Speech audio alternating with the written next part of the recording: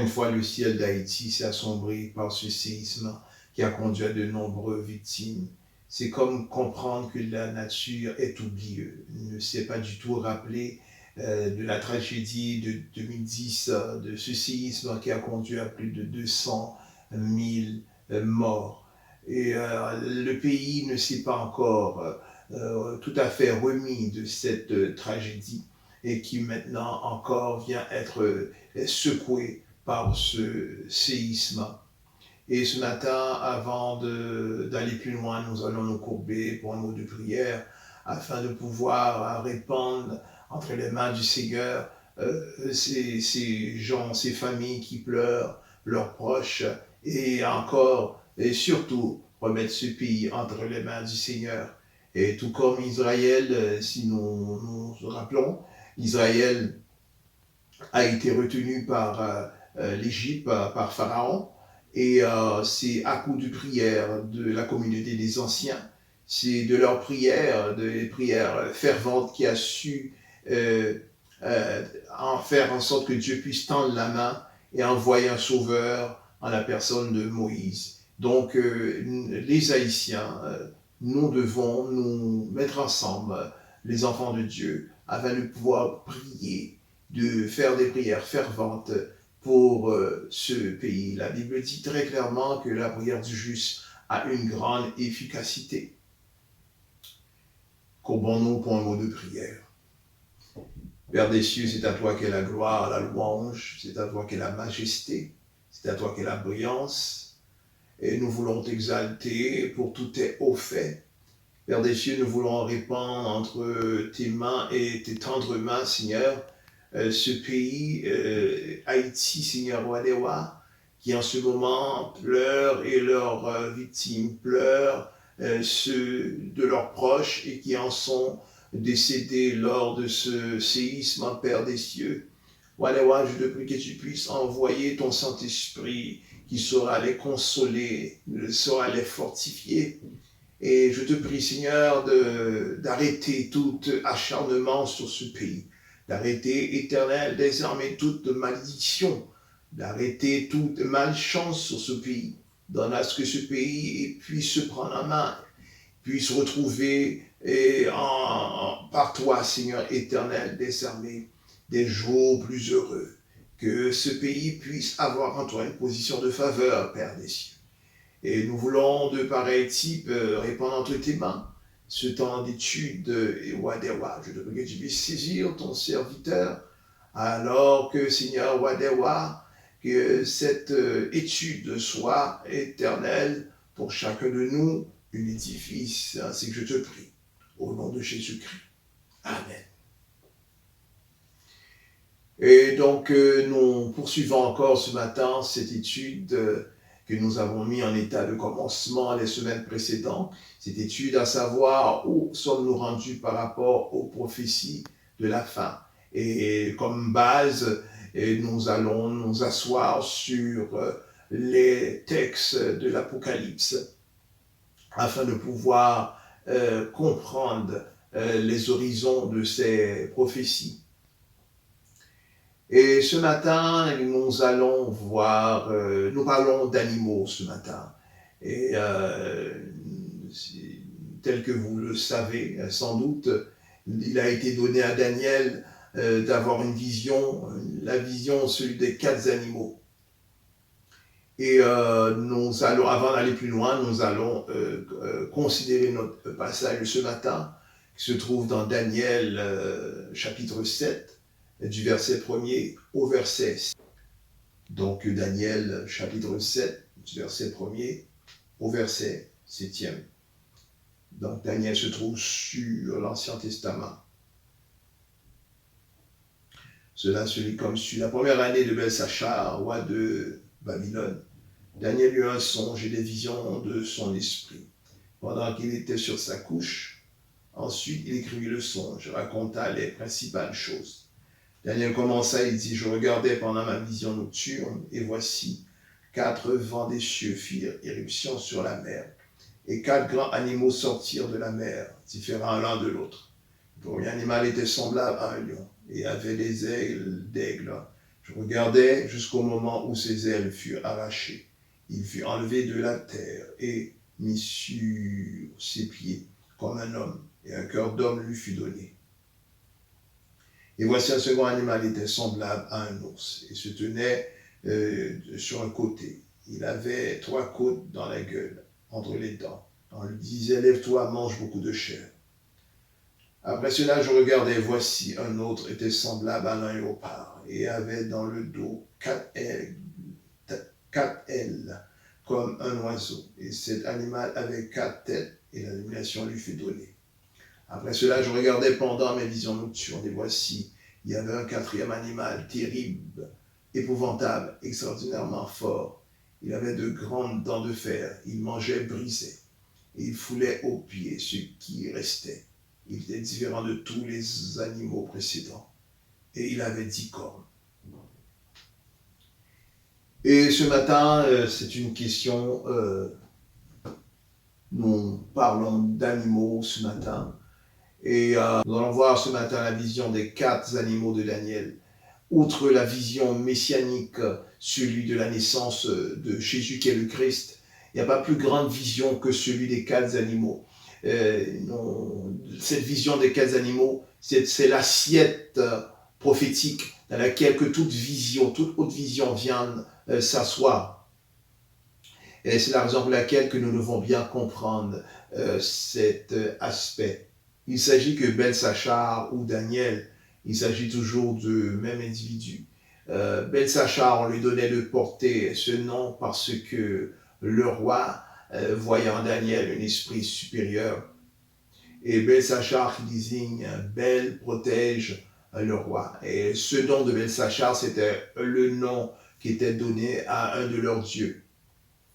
Mais il ne s'agit pas seulement que Daniel, qui se nommait Beltsachar, mais le roi ainsi avait apporté ce même nom. Donc nous avons Daniel qui se nommait Beltsachar, également le roi de Babylone, qui répondait également par ce même nom. Et il s'agit que Daniel, un soir donné, il alla sur sa couche et eut une vision. Cette vision, celui des 4 animaux, dont le premier animal qu'il voya dans sa vision, c'était celui d'un lion. Cet animal avait les parures d'un lion. Le second animal avait la parure d'un ours. Et le 3e animal ressemblait à un léopard. Et le 4e animal, c'est un animal qui est complètement différent des 3. Ces animaux, c'est une représentation symbolique. Lorsque nous sommes en déplacement dans un contrée, et nous allons observer un animal, et cet animal serait prédominant par rapport aux autres. Et cet animal deviendra l'animal national.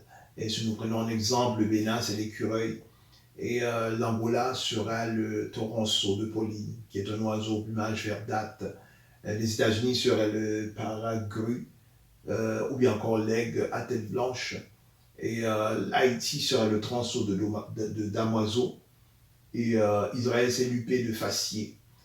Donc, c'est le contrée, ou bien encore le pays prendra, souvent, le pays prendra le nom de l'animal national, l'animal qui est prédominant.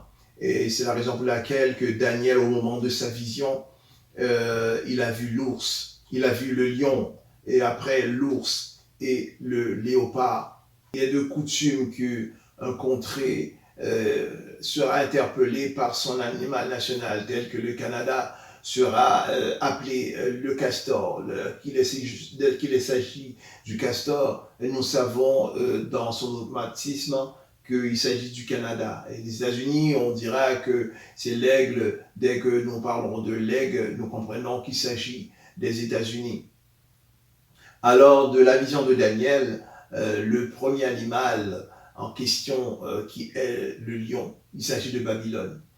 Et car lorsque nous arrivons sur les terres de Babylone, et pour nous rendre dans les parois du roi, sur les murs, jusqu'à arriver aux parois du roi, et il y a de l'art de l'art ancien par lequel que le lion était de prédominance. C'est la raison pour laquelle que le lion est certainement Babylone. Et le second animal, c'est l'ours. L'ours, c'est les Médo-Perses. Et le troisième animal, qui est le léopard, c'est la Grèce.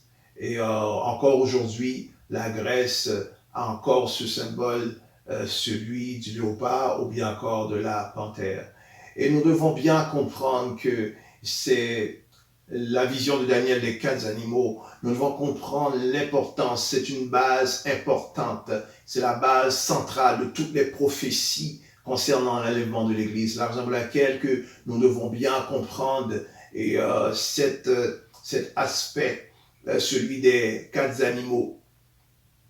Et c'est une question d'animal parce que nous avons évoqué le lion qui était Babylone, l'ours qui était les Médo-Perses, le léopard qui est la Grèce, et le 4e animal qui était différent des 3 animaux précédents et qui était extraordinairement fort, eh bien c'est Rome. Et c'est Rome qui prendra, comme nous avons évoqué lors des émissions précédentes, qui prendra une forme complètement différente que les empires précédents ont été. Et c'est la raison pour laquelle il était si différent des autres animaux. C'est une question d'animal parce que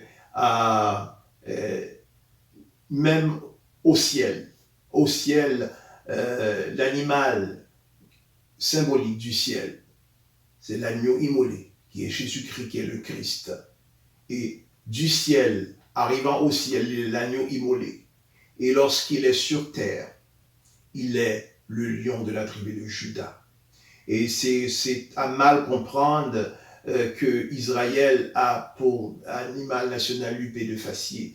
Il serait mieux approprié que l'animal national d'Israël serait le lion, car Jésus est le lion de la tribu de Juda. Après la vision des 4 animaux, Daniel va avoir une autre vision, et ce 3 ans après. Et c'est la vision du bouc et du bélier. Nous allons considérer ce passage dans Daniel 8, du verset 1er au verset 8. Cela se dit comme suit. La 3e année du règne du roi Belshazzar, moi Daniel, j'eus une vision autre que celle que j'eus précédemment.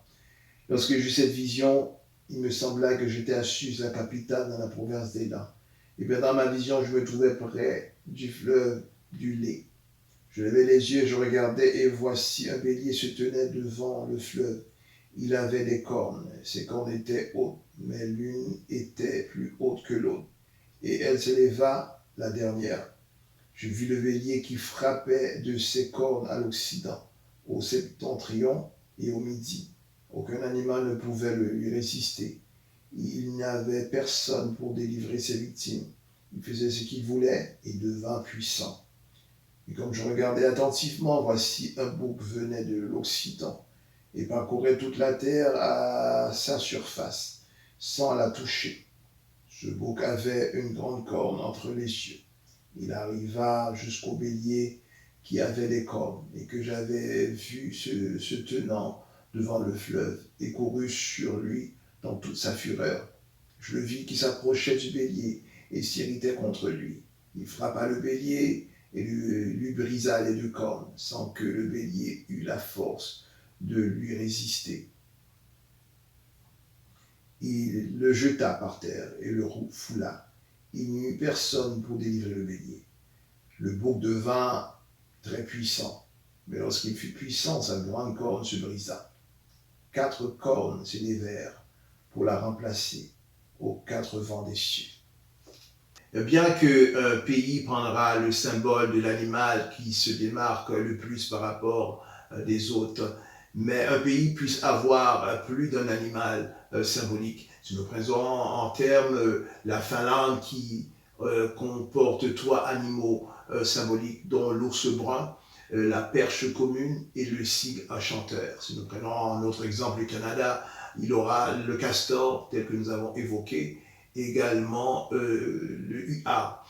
Le bélier, c'est les Médo-Perses, puisqu'il est dit que cet animal avait 2 cornes, et chaque corne désigne un roi. Nous savons que après que Babylone fut destituée, Babylone fut remplacée par l'empire des Médo-Perses avec le roi Darius.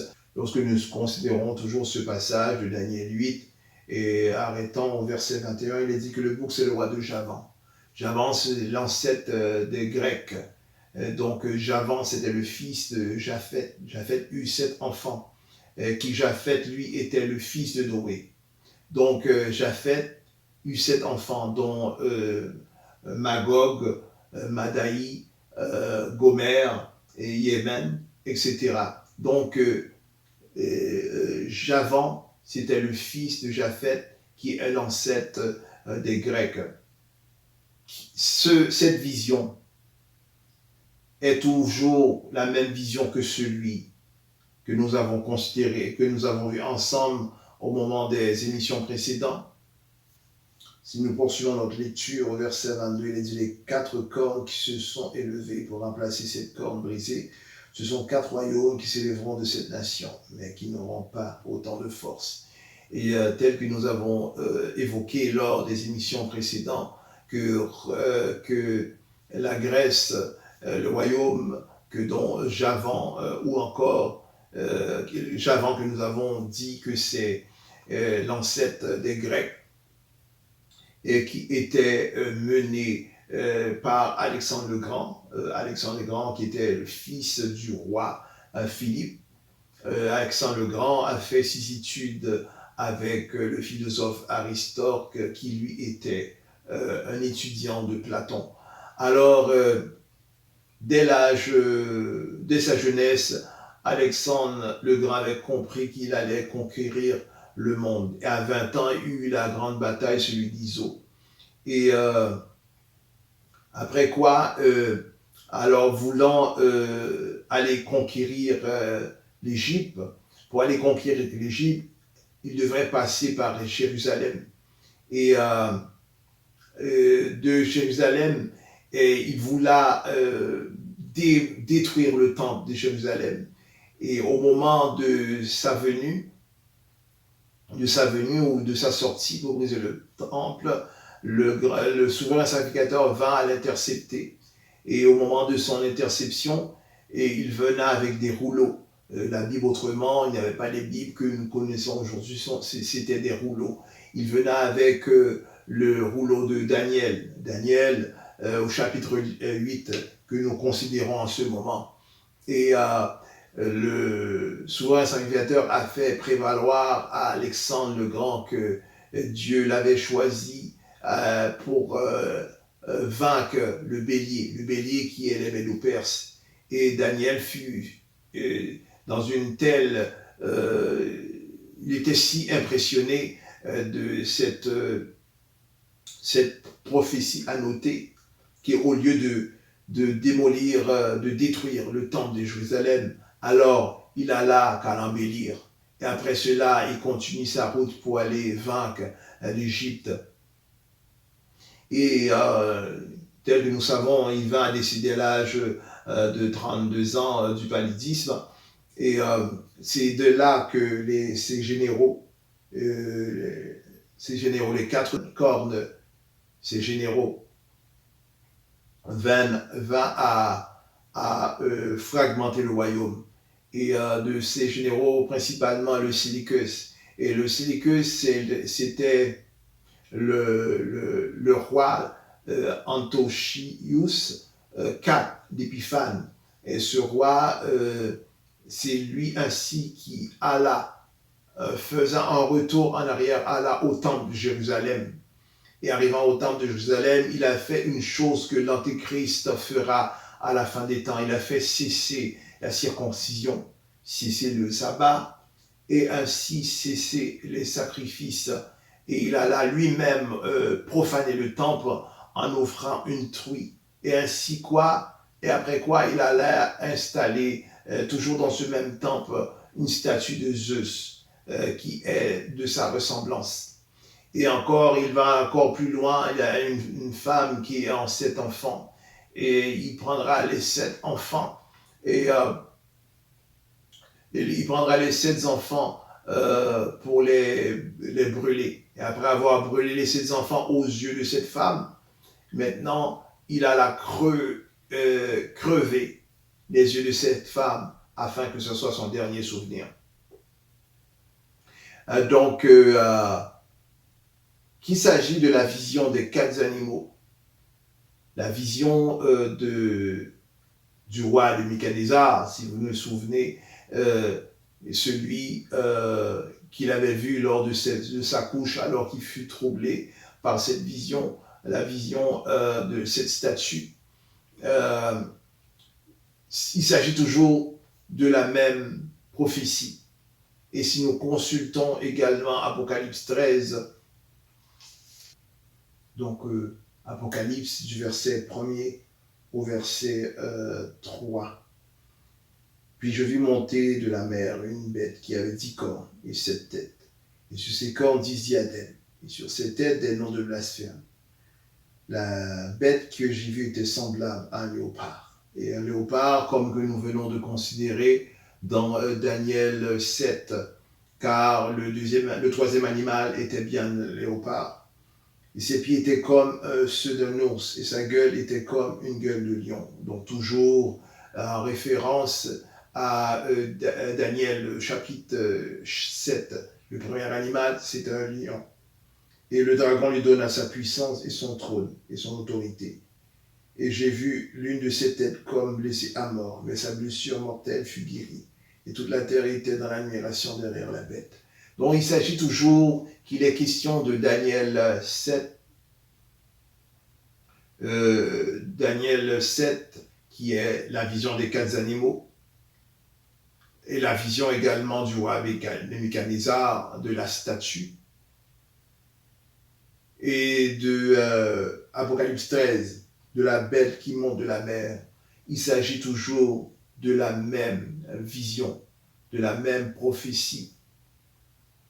Ce rêve en question qui a été fait par plusieurs personnages, après la vision, celui messianique, celui de la venue de Jésus ou de la naissance de Jésus, il n'y a pas plus grand rêve, celui des 4 animaux, ou bien encore de cette prophétie que plusieurs personnages vont à faire.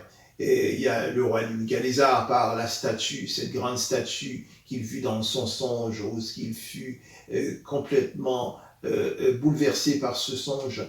Et il y a également Daniel, de toute évidence, qui a fait ce même rêve par les 4 animaux.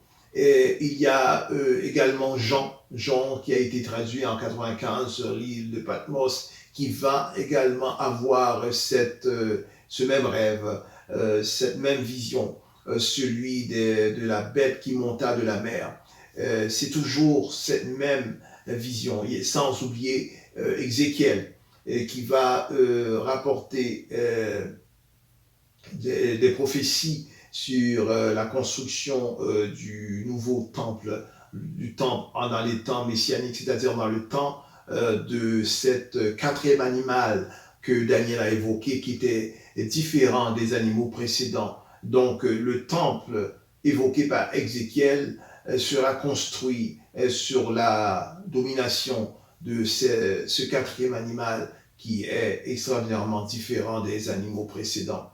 Et il y a également Jésus, qui est le Seigneur, qui est le Christ, qui va également à s'étendre sur cette prophétie.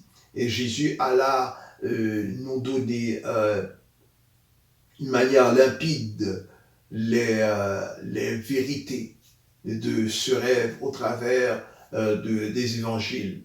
Donc ce rêve, cette vision, celui de Daniel, c'est une vision qui est culminante. Et il n'y a pas plus grand rêve tel que nous avons dit, il n'y a pas plus grande vision après celui de la naissance de Christ. C'est la vision, c'est la plus grande vision qui est insérée dans cette Bible qui est la parole de Dieu. Mes chers amis, l'heure venue de se quitter. Nous poursuivons cette étude la semaine prochaine, Dieu voulant. D'ici là, veuillez vous abonner, veuillez appuyer sur la cloche de notification afin de pouvoir consulter la vidéo lors de sa mise en ligne. Veuillez également partager la vidéo afin de pouvoir contribuer à l'évangélisation.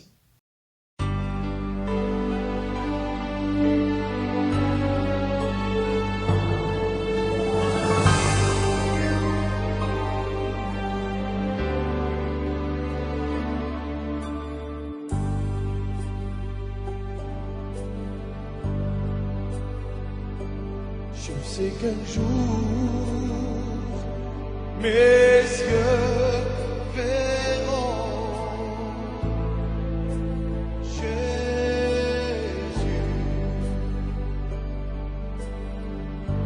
Je sais qu'un jour, mes yeux verront Jésus.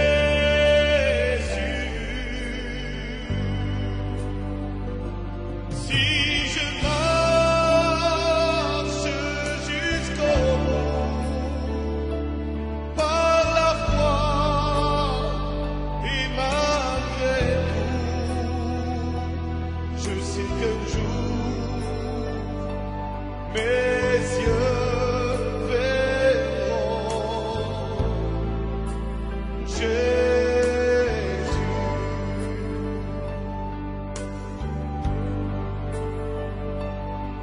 Jusqu'au bout, je veux te suivre dans les bons, les mauvais jours. Avec Dieu, mourir c'est vivre. Avec Jésus, oui pour toujours. Je sais qu'un jour, mes yeux verront Jésus.